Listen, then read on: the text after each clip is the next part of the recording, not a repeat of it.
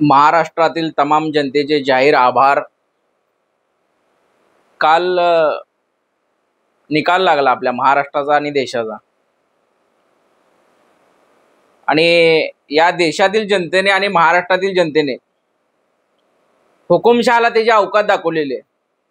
या देशामध्ये फक्त मी आणि मीच असं ज्याला वाटत होतं की मी म्हणजे हा देश आहे, मी म्हणजे सर्व काही आहे, मी म्हणजे देव आहे, असं ज्याला वाटत होतं त्याला या महाराष्ट्रातील जनतेने आणि देशातील जनतेने त्याची जागा दाखवलेली आहे, त्याला जमिनीवर आणलेलं आहे। ज्या भाजपला वाटत होतं की आम्ही 400 पार जाणार, तो भाजप साधा 250च्या वर जाऊ शकला नाही। स्वतःचा पक्ष 250 खासदाराच्या वर जाऊ शकला नाही, तो 400 पारच्या गोष्टी करत होता। पण या देशातील जनतेनं अरे तू मोठा नाही, या देशातील जनता मोठी आहे हे पुन्हा एकदा सिद्ध करून दाखवलं। आणि या देशामधली लोकशाही अजून जिवंत आहे हे दाखवण्याचं काम या देशातील जनतेने केलेलं आहे। त्यामुळे तमाम जनतेला, देशातील तमाम जनतेला जय महाराष्ट्र। उद्धव साहेब ठाकरे यांच्या शिवसेनेला चोरून, त्यांचं बाण आणि पक्षाचं नाव चोरून त्या गद्दारला देऊन तुम्ही काय साध्य केलं? भारतीय जनता पार्टीच्या या लोकांना माझं म्हणणं आहे की तुम्ही काय साध्य केलं? 2019 रोजी तुमच्या बरोबर उद्धव साहेब होते, त्यावेळेस भारतीय जनता पार्टी आणि शिवसेनेचे 43 खासदार निवडून आले। यावेळेस तुमच्या पासून उद्धव साहेब अलिप्त राहिले। तुम्ही किती जागेवर आलात? तुम्ही आणि तो गद्दार मिंदे गट आणि अजित पवारचे मिळून फक्त 17 जागेवर तुम्ही महाराष्ट्रामध्ये निवडून आलात। ही तुमची अवकात या महाराष्ट्रातील जनतेने दाखवलेली आहे, या शिवसैनिकांनी दाखवलेली आहे। तुम्ही ज्या प्रामाणिक माणसाच्या पाठीत खंजीर कोपसलात, ज्या प्रामाणिक माणसाला मुख्यमंत्री पदावरून खाली खेचलात, ज्या प्रामाणिक माणसाचे वडील चोरले, त्यांचं पक्षाचं नाव चोरलं, चिन्ह चोरलं, शिवसेनेच्या अनेक मंत्र्यांना, अनेक आमदारांना जेलमध्ये टाकायचं काम केलं, सच्चा कार्यकर्त्याला, शिवसैनिकाला जेलमध्ये टाकायचं काम केलं, ईडी सीबीआय यांच्या पाठीमागनं वार करण्याचं काम या भारतीय जनता पार्टीने केले। म्हणून भारतीय जनता पार्टीची ही हालत या महाराष्ट्रामध्ये आता जनतेने केलेली आहे। तुमची हुकुमशाही जास्त काळ टिकली नाही। अरे ज्याच्याकडे पक्षाचं नाव नव्हतं, चिन्ह नव्हतं, त्या उद्धव साहेबाचा आम्हाला अभिमान आहे, होय अभिमान आहे। पक्ष गेलं, नाव गेलं, चिन्ह गेलं, पण वाघासारखा लढला, एकटा लढा उद्धव बाळासाहेब ठाकरे। आज तुमचा बाप म्हणून उभा आहे या महाराष्ट्रामध्ये।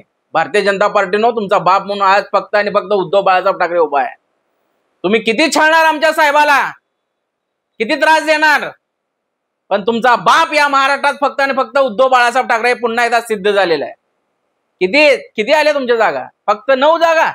अरे 9 जागा आमच्या पण आलेल्या आहेत।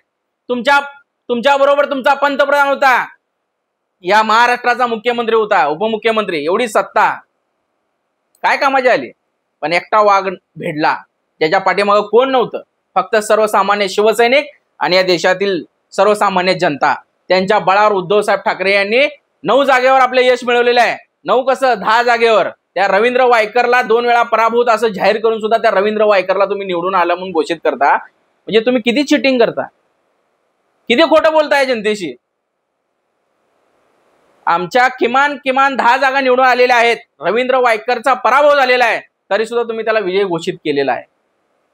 ही अशी रडकी लोक, तुम्ही चिटिंग करणारे खोटारडी लोक, निवडणूक आयोगाला हाताची धरून खेळ करणारे लोक, तुमचा सत्यानाश झाल्याशिवाय आता शांत बसणार नाही। आज आमचे 9 खासदार जरी आलेले आहेत, आम्हाला अभिमान आहे।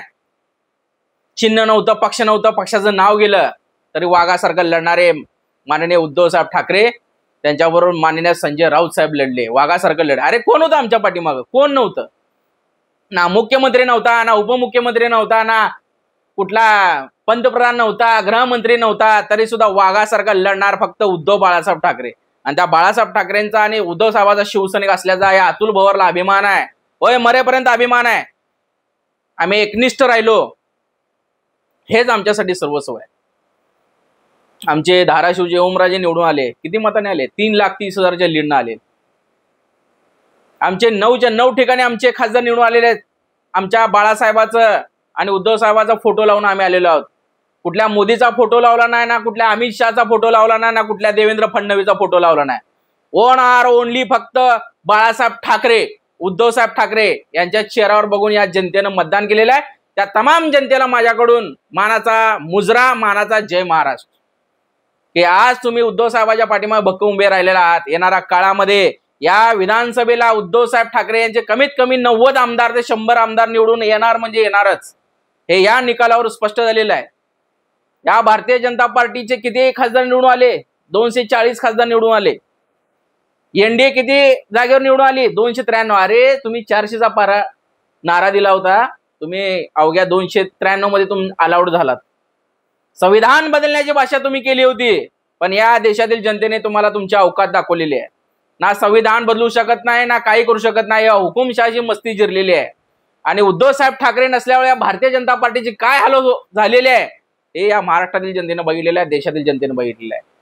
उद्धव बाळासाहेब ठाकरेला तुम्ही जे त्रास दिलेला आहे, आज आमच्यामुळे काँग्रेसचे 13 सीट निवडून आले। आमच्या बरोबर माननीय शरदचंद्र पवार साहेब ज्यांचं 85 वय, तरी सुद्धा त्यांचे 8 खासदार निवडून आले, काँग्रेसचे 13 खासदार निवडून आले।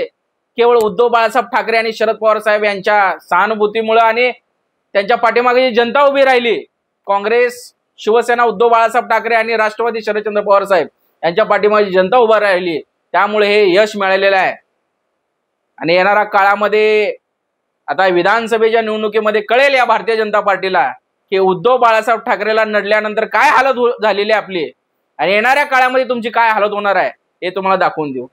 अरे तुम्ही रामाच्या नावावर मतं मागितली, तुम्ही बजरंगबलीच्या नावावर मतं मागितली, काय फरक पडला तुम्हाला?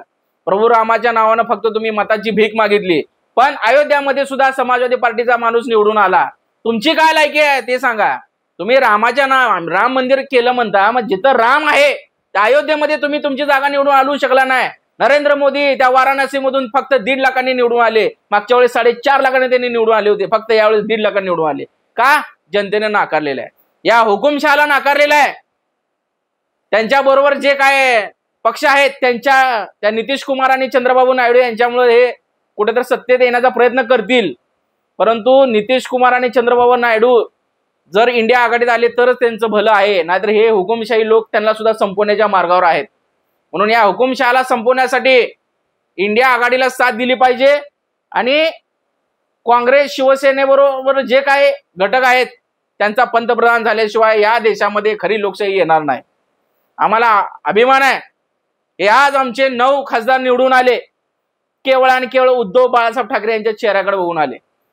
सामान्य शिवसैनिक झटला, सामान्य शिवसैनिक रक्ताचं पाणी केला, त्यामुळे हे सीट निवडून आले। आम्हाला एकच गोष्टीचं वाईट वाटतंय, कोकणामध्ये तो नारायण राणे यायला ना पाहिजे होता, आणि ठाण्यामध्ये तो कोण मस्के, जी अवकात नव्हती तो माणूस निवडून आला।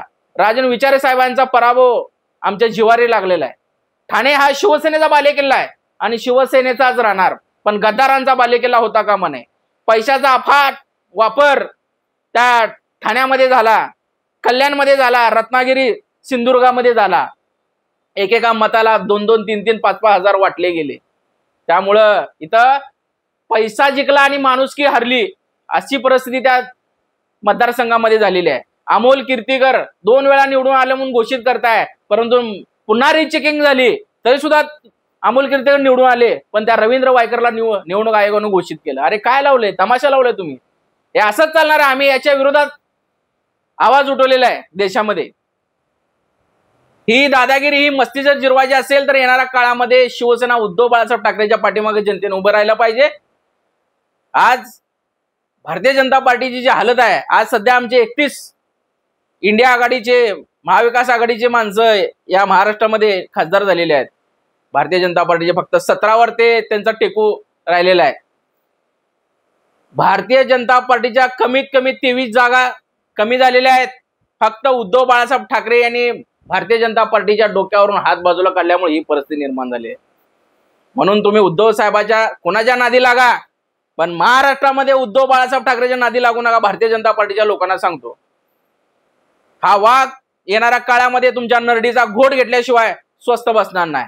जय महाराष्ट्र।